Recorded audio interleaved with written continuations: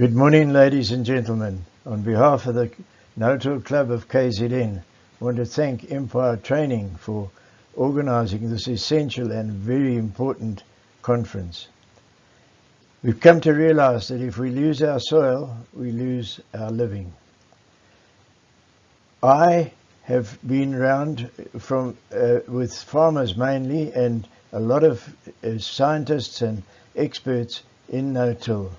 And they've taught me a lot. I've seen a lot on farms, practical, and I'm now convinced that the no-till system is conservation agriculture in action and environmentally free, and anybody can do it.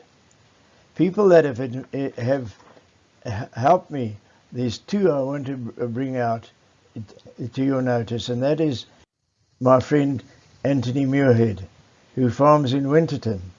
Anthony is a pioneer of no-till, and he is completely no-till on his farming. Him and his son Terry grow, as you can see from the pictures, some fantastic crops. Anthony has taught many people who've come to him from all over South Africa and Africa. Anthony is 100% no-till farmer. Then one of his main points is you're strong on weeds, controlling weeds, and he has conned the word timing farming. He says if you don't hit the weeds at the right time, put down the fertilizer at the right time, and do many management operations at the right time, you are going to be in trouble and lose money.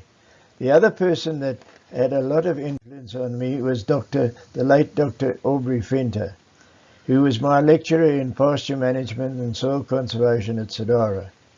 And Aubrey made ecology come to life for me, because he was such a good lecturer, and especially in pasture management and soil conservation. He later became the principal at Sadara. He then did a PhD in specialized extension. He went to America as an agricultural attaché for the South African government, and then on his return was in charge of many areas in South Africa, Eastern Cape for a while, and then the Transvaal region. And Aubrey was very involved in establishing the new agricultural college at Nelspruit, which deals mainly with food. Today I want to try and evaluate what we're thinking about with the human body. Can anybody tell me what other thing, other than possibly getting some vitamin D into your skin, happens above the skin? If we look at it, everything that happens in the body, all the transfer of nutrients, all the sensitivity, are controlled by the blood and the microflora that fill our body under the skin. What we've done in our effort to make life easy, we've stripped the skin of a lot of our agricultural land. And here you can see this forlorn farmer sitting in his field, and that is a field that shows that it hasn't got a skin anymore. So with this being exposed to the sun and torrential rainfall, like we've had in Natal, this soil is unable to absorb water, and therefore is unable to convey a lot of the moisture to the roots and that sort of thing. And that is a bad example, and here's an even worse example given to me by Adamir Kalagari. What hope have those people got of establishing a crop in that? They're working hard. They're trying to get a crop in. It looks fine. We used to do it. Now we don't if we use no-till system. Here's a good example of a skin, the cover on that crop. You can see that's a healthy land. And to show you another one, using crop residues, a fantastic crop residue there, giving those millies a good coverage. And what happens with the mulch? I'll tell you later. Now, Dr. Jill Clapperton gave us these pictures. Now, these are microscopic creatures or microorganisms under the soil, and I'm glad they're under the soil, because I saw that, if I saw that at night, I'd give a groot skrik. But these are the things that we have declared war on. One of the writers that I spoke to or read about was, he said that when we put a disc or a plough in, it's the same as a village or a town experience a tornado, a hurricane, and a tsunami in once. We are upsetting these microorganisms, which are so essential in breaking down the fertilizer and that sort of thing, and they then excrete stuff, and that's what plants live on. So that's in a simple form. These are another one. I'm not sure whether that's walking on the ceiling or he's just upside down or he's dead, but that's another creature that Jill Clapperton left with me. And then this one, although it looks like a cabbage, but you can see these are microorganisms so essential that we can't see them, so we take them for granted and we are not looking after. These are the creatures and the microbes we have got to look after. I've got this from the National Geographic, and it shows you on this placard the number of creatures that you find underneath the soil and live there. And when we go along with our plough, we can upset them so quickly. They push off or they die, and we have actually declared war on these things. And just to show you how pig-headed we are, I've got a video here of a old steam tractor with 40 shears on it, ploughing up, and we're still doing it. And if you look at the exhaust fumes that have been experienced, we don't have those now, but these are things that we've invented to declare war on these microbes.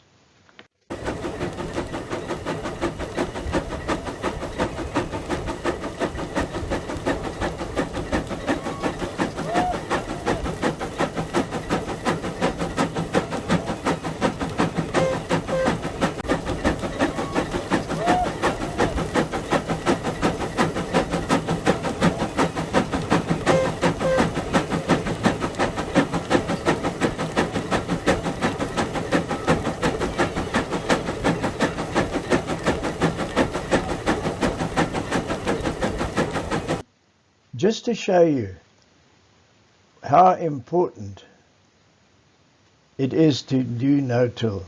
These are results from Ohio State University, where when they ploughed with a moldboard plough, they lost 2,290 pounds of carbon within 24 hours. Where if you look at the bottom, there's no-till at 51 pounds. Now, it's a case that we need to keep that carbon in the bank. And that is what people are not thinking about when they're ploughing, is they releasing that carbon every time they plough.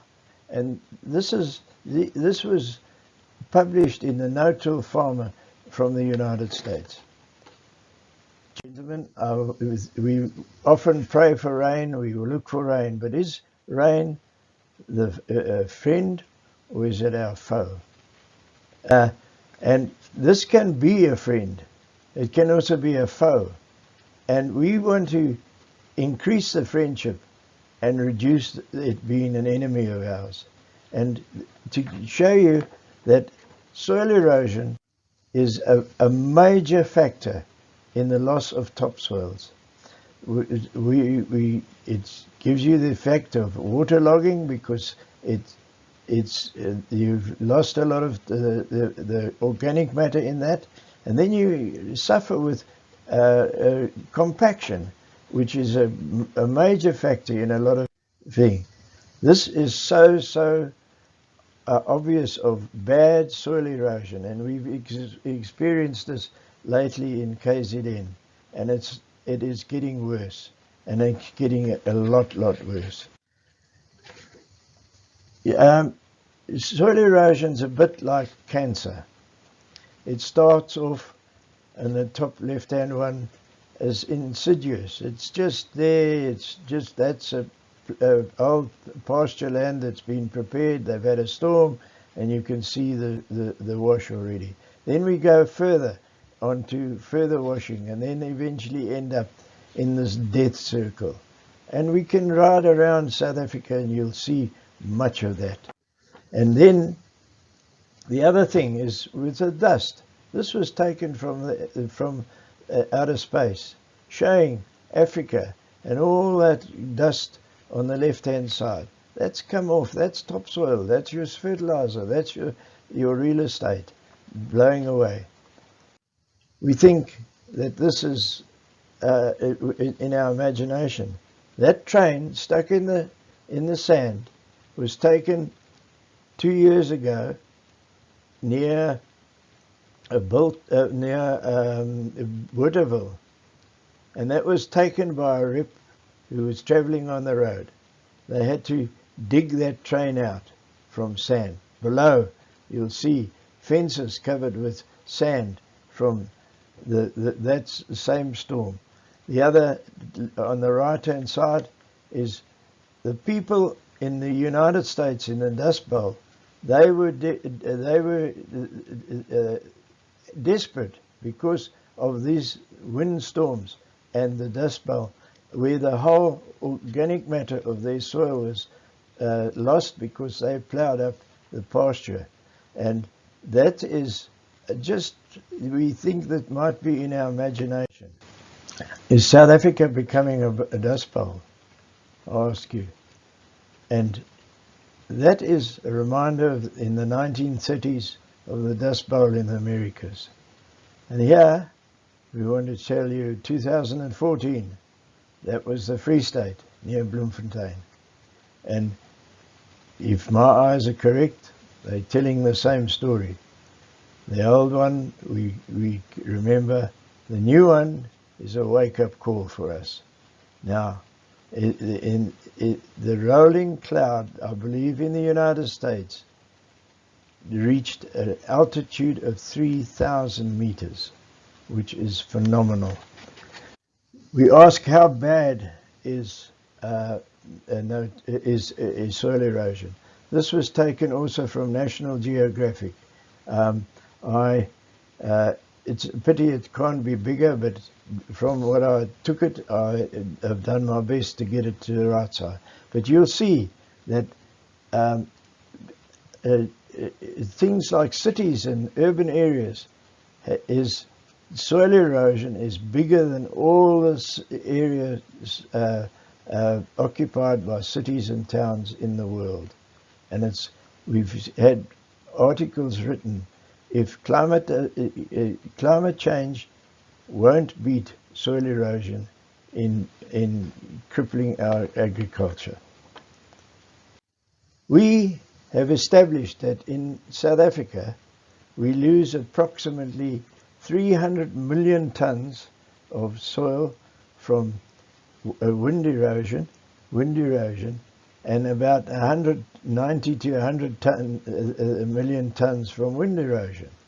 Now, a lot of people take this as not being important, but I sat down and I calculated out13 a friend of mine who sells Mercedes trucks, and we would need 13 million 30-ton interlinked trunks to cart that away. 13 million. And that, I then went on to the road roads people and found out that we haven't even got enough paved roads, and they called it paved roads. Maybe some of ours have gone to lace roads because of all the potholes. But we haven't even got enough paved roads or tarmac roads to put 13 million trucks on end to end.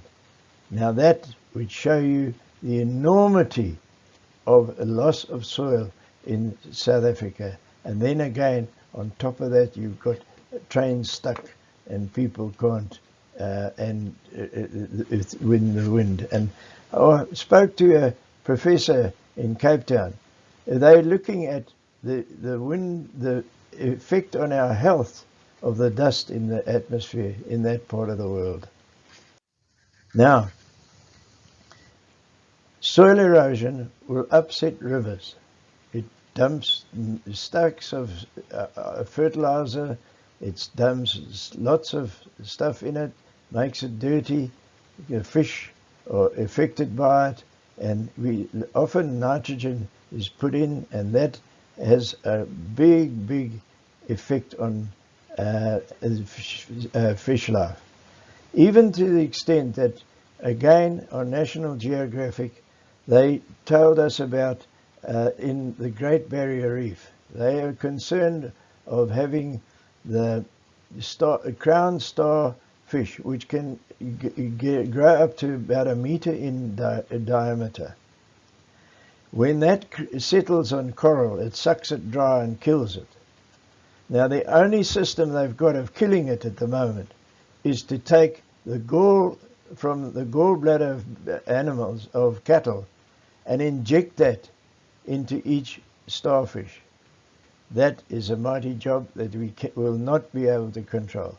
But if we control erosion and sewage going into the sea, that will be a big step forward. Dams. We build dams, cost millions. Dams are filled with silt. And the Hazelmere Dam lost 20% of its capacity in 12 years. Estuaries. It was estimated that out of the 75 estuaries in KZN, most of them are damaged by excess silt. And this is the breeding ground and the nursery of the fish that we are wanting to keep the coastal people going and ourselves. And we are actually causing bigger problems with soil erosion. So I hope you get the message that soil erosion is here number one. When land is degraded, its people and their prospects are also degraded. This is a paper that was presented by the Gates Foundation on the condition of soil in Africa. They said that according to the UN, in their latest international government panel on climate change, 2/3 of Africa's land is already degraded to some degree. 2/3, affecting 485 million people. People with their hands out looking for food. People costing lots of money to Red Cross and this sort of thing to try and keep them happy. And then there's the important land and the water.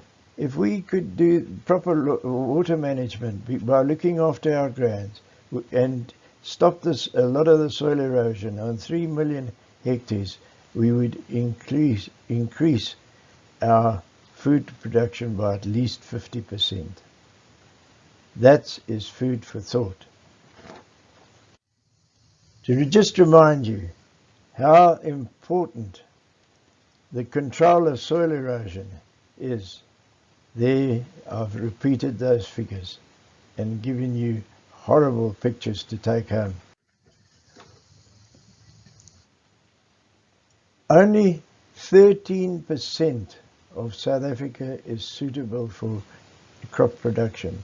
13%, not much, of which only 3% is top quality. So we need to put a mulch on top of that and put that skin. We call a skin in agriculture a mulch. We can use cover crops, which is something new that's coming in. We use crop residue, and then we can use a lay crop, which has got a lot of benefits, but we need to bring those into our rotation. And rotation is also a very, very important thing in establishing a good no-till system. Now, so why is it organic matter in a mulch so important? You can get, as I said, from crop residues, from cover crops and all the rest. Now, you need to have this no-till system by adding, spreading organic matter, increasing the organic matter into the topsoil, and that needs to be undertaken. It's a big job, and you need patience. It doesn't happen overnight, but you've got to work towards that goal. Again, we bring up the thing here that residue, reducing water runoff from lands, and I'll show you some figures later. Reducing wind erosion feeds the soil and microbes. That's organic matter. Reduces compaction to a certain extent. Controls weeds by smothering. An important thing, a practical thing, trying to reduce your cost of chemicals, which are really expensive. Then keeping and maintaining a mulch is so important. I've seen chaps put up, do a year and get a good mulch, and then they sort of forget it, and they get impatient. You've got to get your mulch right. The microbes need it, and when you see earthworms, you know that you've now getting places. This, to my mind, is an excellent cover or mulch on a no-till field, and I'd like to show you a video that will convince you that a mulch is essential for a successful no-till system. That was the burnt section. You can see lots of standing water. Terrible infiltration.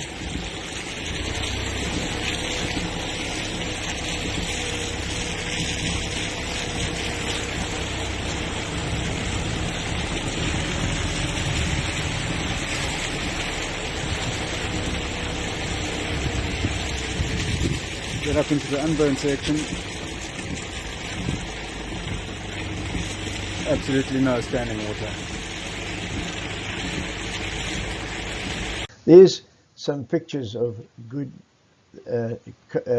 cover crops and good from residue, and they are so important. There, some of the surfaces we've planted into, thick, a lot of stuff from a heavy sorghum crop. Here we had those we put down grass, and we dug that was dug with a little hoe, and we planted those vegetables under drip irrigation, no till. The only tilling was the hole made by the hoe, and you can see the other ones, good coverage, giving you a fantastic mulch. We talk about cover crops. Now, everybody goes out and buys a bag of oats, and the bag of oats can be anything. We've seen in co-ops selling it as horse feed, and then they sell it to you as oats. This picture shows you that different oats cultivars have different flowering dates, which is so important. So if you combining a cover crop to feeding animals, that is important. I had the case of a chap in Underberg who bought 120 hectares of seed, and I'd retired. He phoned me and he said, "Richard, why the hell have you retired?" Well, the story is that he'd gone in and he'd asked the co-op for some rye, stooling rye. Now you get stooling ryes that are short season, you get stooling ryes that are long season. Now he obviously, because he was a cattle farmer, he wanted a long season variety that would give him grazing right up until the end of September. He was given by the co-op a short season one. He planted it in February. By the middle of May he had seed, that food had lost all its quality, and it was a total calamity in terms of profitability. The other thing is, if you are combining cattle with cover crops, you must remember that quality is of importance for the animals to be to do what you want them to do, and you need to graze them and manage that grazing, and that we can help you with should anybody be interested. Here's an interesting story. Our friend Anthony Muirhead had a fire on his farm in 1 July, and the fire went into a land of maize, residue maize, and burnt about 4 hectares before they could put it out. What happened was then in the October when he replanted, it was a dryland maize land. He planted, it was the same cultivar, the same date of planting, the same fertilizer, everything. Come the middle of March, he phoned me and said, "Come and have a look at this." I got there, and we could see that on the left-hand side, there was a maize that was still where the mulch hadn't been burned. On the right-hand side, the mulch had been burnt, and you could see they were drying off, and the difference in the soil temperatures. Mulch can reduce the soil temperature by at least 4 degrees centigrade, which means a lot, especially when you're thinking climate change. But that was just the beginning of it. Let's have a look at his yields. Where they burnt, the yield was 3.14 tons to the hectare, and this was carried out by Sodara technicians and scientists who came up. They measured they did all the measuring, and where the mulch was not burnt, the yield in that same field was 9.43. Now you tell me a mulch doesn't have its part in your farming. Infiltration, this was extremely interesting. They took drums, cut off drums, and put that in the ground, and they filled them with 20 liters of water, and that they then timed the time it took for that water, that 20 liters, to be soak into the ground. Where it was burnt, it took 51.6 minutes. Where it was not burnt, 11.5. Telling you that when you have a mulch or high organic matter in your soil, your absorption rate is greater. There you can see your 35 and 31 as far as the temperature, and then the soil moisture towards the end was 17.1 in the burn section and 23.6 where it wasn't. Now, no-till in my life started when I got to know a farmer by the name of Dougie Strachan at High Flats. Dougie Strachan wanted to buy his neighbour's farm, and the farm was only for sale if he didn't plough up the hayfields. So Dougie, being an agricultural engineer by training, he developed a machine called the pasture pleaser in the left-hand top corner. And we used this mainly in the end of oversowing winter grass and winter feed into summer pastures. Now, I said to Dougie, why did you start thinking of this? And he said to me, when I drove around my farm, I noticed that the hardy-dars weren't in my lands, they were only in the veld. And he was very keen on environmental things. And the hardy-dars were after earthworms. Now, there were no earthworms in the lands itself. And so that was his starter. And he invented that machine, he built it himself, he designed it, and we've used it for many years until we got some really smart stuff coming from many other parts of the world.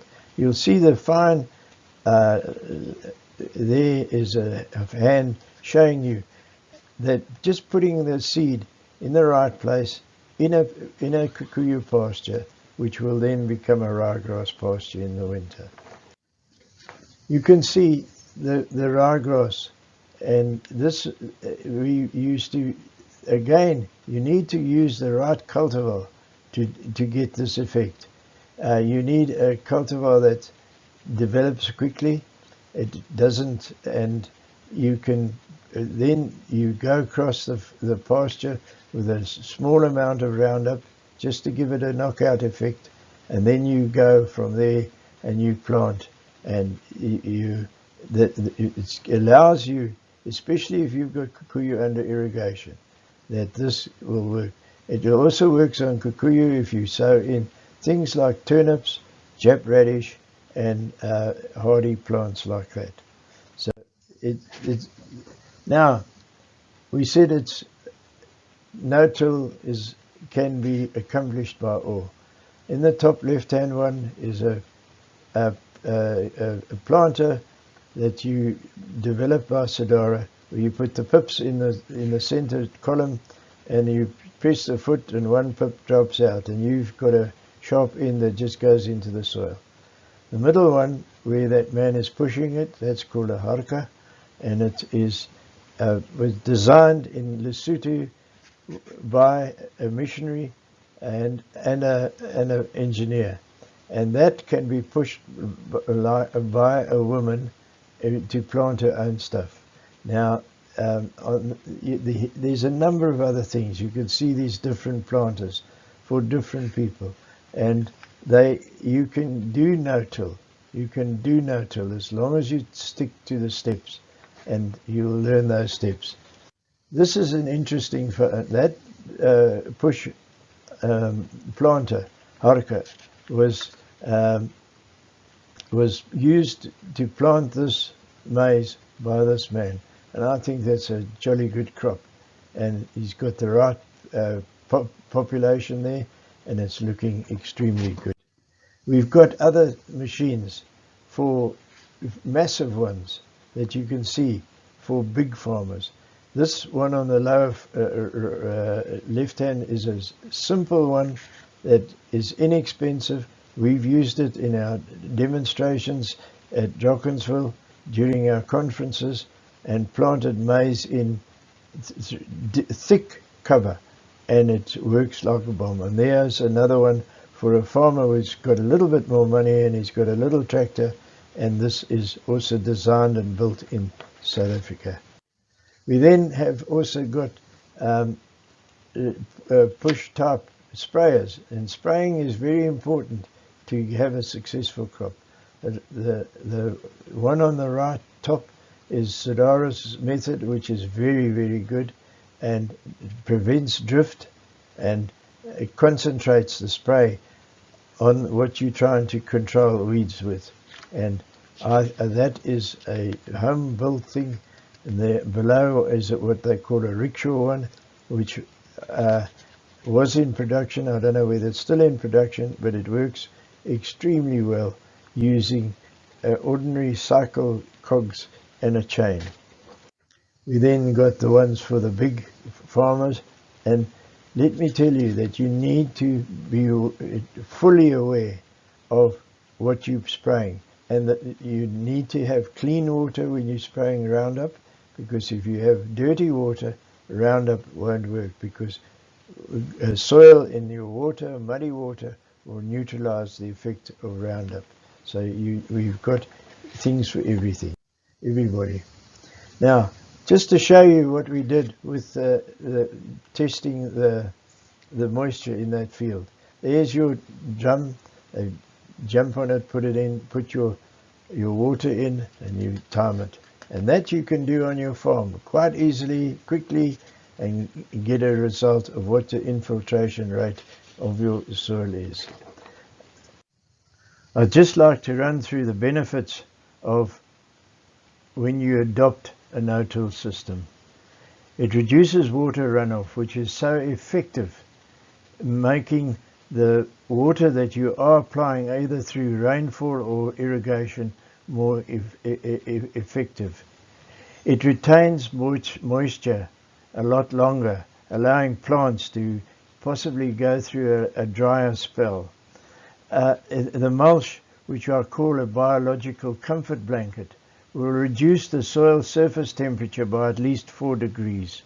It reduces wind and water erosion drastically, and increases the soil organisms in the soil to feed those organisms I showed you earlier, and keep them happy and keep them in your field and not let them go elsewhere. It saves between 30 and 40 litres of diesel per hectare per annum, and today's prices that is considerable.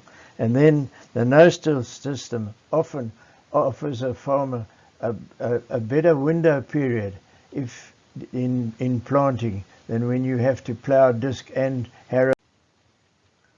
Ladies and gentlemen, I sincerely hope that we've all been able to start to respect and value our soil, because if we don't value our soil, society will end up with unsustainable agriculture, which will mean famine. And to tell you about a friend of mine in Zambia, Adrian Bignell, he has put on his letterheads, "Please don't call my soil dirt," and that is for the benefit of the American people. Remember that the no-till system is conservation and regenerative agriculture in action, and is environmentally friendly, and is attainable by all. In order to show you the significance of erosion, we years ago produced a key ring which was the same size as a credit card. And as I said earlier, the erosion is insidious, very insidious.